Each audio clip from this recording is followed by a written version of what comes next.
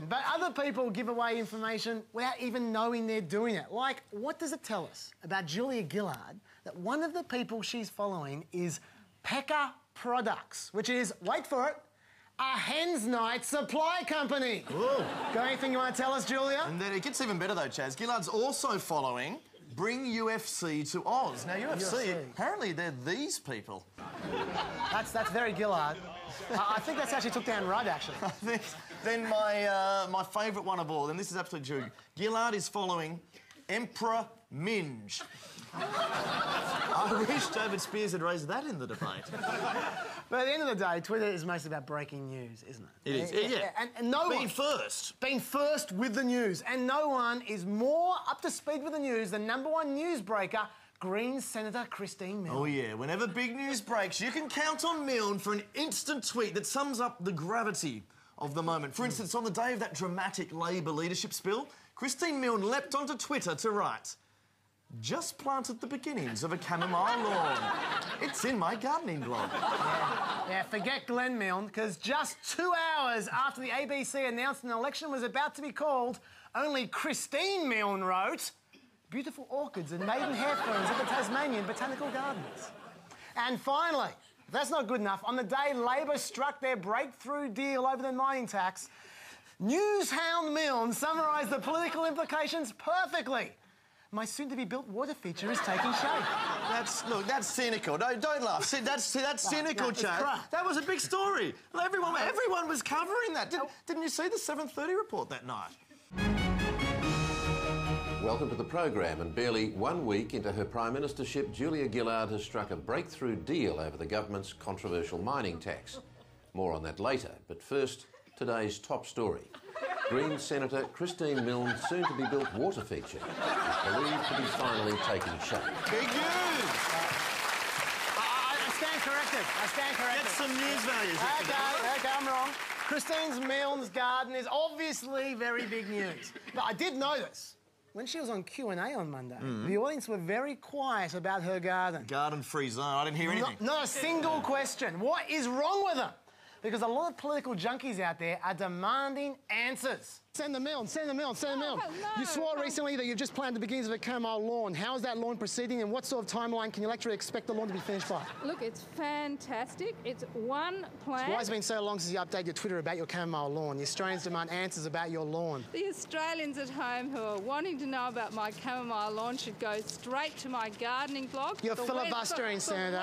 I have a follow-up, Senator. Can we expect a tweet on this issue in the next few days, Senator? I assure you there will be a tweet in 24 hours. About your water feature? About my water feature. And about your chamomile lawn? And about my chamomile lawn. And about my possums, and about the broccoli, and about the wattle flowering. The possums, all of them? All of these things I can tweet about.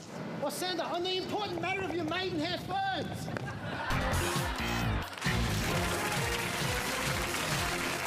Now, it's the issue that won't go away, isn't it? Tony Abbott's struggle to win over female voters. Yeah, well, the gender gap's just a big problem for the Libs. I mean, they've actually finally found one woman who doesn't mind Tony Abbott. I mean, his mother likes him as well. Although, sadly, even Tony's mum rates Julia Gillard higher in the preferred Prime Minister stake, so... I think Tony Abbott has a much broader gender problem. He's a lot of trouble deciding who's a man and who's a woman. As a woman, I want to be judged on my competence. He's incredibly confused man. Even on the hustings, he can't tell the two sexes apart. And what's this young fella's name? Michelle. Michelle, how are you, darling? Michelle, I mean, it's hopeless. He's almost a lost cause, you know, but I notice, I don't know if you've seen, the Libs have now decided the only chance Abbott has of pulling that female vote is to make a campaign ad starring the one person guaranteed to drive the ladies wild. I refer, of course, to Justin Bieber.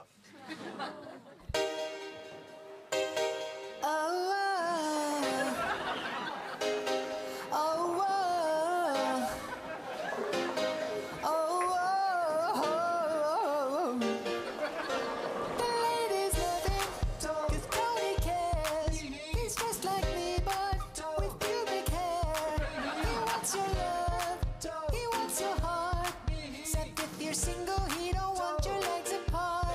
He likes a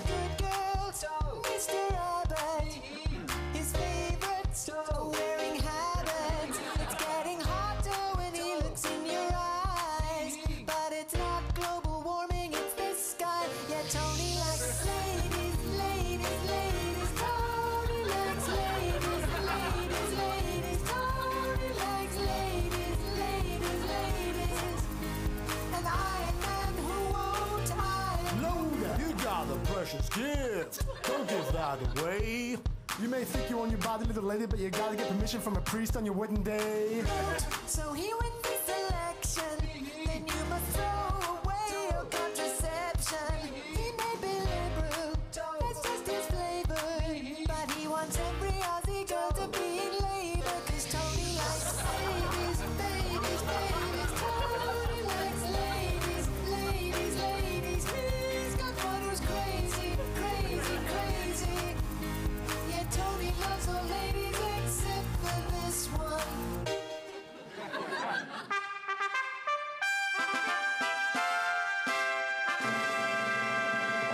It is back, the Mal Award. Look, it's become a bit of an election tradition with the Chaser now. It's awarded for the greatest gaffes, stuff-ups and debacles on the campaign trail. And for those of you not familiar with the Mal Award's history, it's named after the legendary rugby league player turned coach Mal Meninga, who ran for office in 2001 and still actually holds the world record for the shortest political career in history.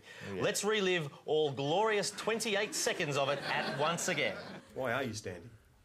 A number of reasons. I guess throughout my sporting career, I've had the urge to do community work, and I think I've really worked hard on that aspect. My 16 years in Canberra, and the thing about that is that I was, I guess, a public figure, and I was put on on the podium where I was just a person out there, making sure that I was. I'm going to. I never get sick of saying that. Well, it's better than Rudd's speech when he had I think even the Libs would have preferred to endorse Mal Meninga than the guy they did eventually and bizarrely put in Chifley. Yes, exactly. Look at him there. He looks like something Diane Fossey would study, doesn't he? Yeah. That's yes, four. That's another one. Straight up there. Yeah, David Barker, he's a right-wing Christian who the Libs had to sack after he made anti-Muslim comments on his Facebook page, and then in every subsequent interview after that. Oh, yeah, he gives great quote, this guy. He actually said, "When I get in, I will give my votes, all of them, to God, who is on the side of the Liberal right." So, a very worthy winner of our first Mal for campaign 2010. Let's see if he's willing to take it. Hello, David. Hey. How are you? Good. Here you go, look. You know how you said God wouldn't have got you to run for this election if you weren't going to win? Well, you've won the Mal Award. This is a great honour for political competence on the campaign trail, and your campaign was almost as short as Mal Meninga, so well done. Actually, I'm going to be announcing that I will still be continuing with the campaign. With the campaign? But not with the Liberal Party. Will Tony Abbott still be the mouthpiece of God? Because that was a fantastic way to ruin the reputation of God and Tony Abbott. An exclusive here on Yes We Canberra, the winner of the Mal will be contesting this election. Thanks, David.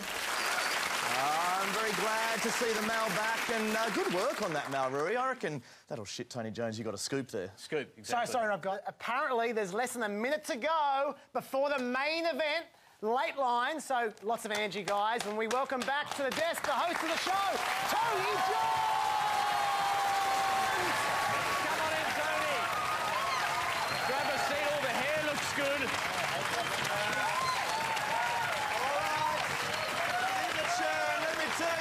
You are in for a treat. Big show tonight. Talk about guest Andrew Robb on the show. Who else? Chris Bowen. And there has been an amendment. Sadly, Penny Wong had to cancel because she's attending an anti-gay rally. But otherwise, huge show. Let's have some big energy for Tony Jones. Yeah, a big cheer he deserves.